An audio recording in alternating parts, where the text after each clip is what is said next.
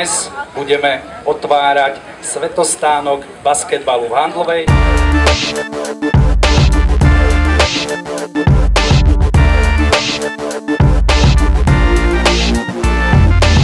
Keď sme takto pred rokom ohlasili rekonštrukciu haly, tak mnohí nám neverili, že či to myslíme vážne. Mnohí si mysleli, že chceme potopiť handlovský basketbal a skrývame to za nedostatky v športovej hale. Ja som rád, že po roku, keď vstúpime do tohto stánku, tak sa nemáme za čo hanbiť. Skutočne je to jedna z najmodernejších malých hál na území Slovenska a ja som presvedčený o tom, že Handlova si takýto stánok aj zaslúžila.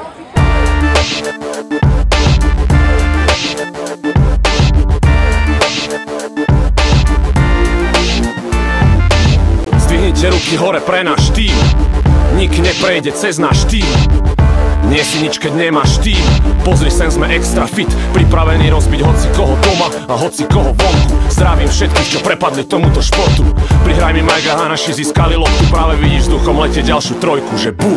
Keď budú letieť basketbale, tak životu chlapi robia všetko preto, aby vyhrali meč za mečom. Fanklub ide busom do každého mesta. Obrovský bubon, naša obrana je smiešná. Vyklbené ramena, zranenia, krupot, výhry, prehry. Tu zistíš, čo znamená obetovať všetko predtým. Ešte raz dvihnite ruky hore, nabehneme na plac, rozhryzeme koše. Baník Handlova, kto? Baník Handlova, kto? Zelená a čierna, to sú naše farby. Baník Handlova, kto? Baník Handlova, kto? Borci idú do boja za naše farby. Baník Handlova, kto? Baník Handlova, kto? Zdravím každého, kto fandí všetkých pravých skal. Baník Handlova, kto? Baník Handlova, kto? Nemôžu nás zastaviť, sú slaví, slaví.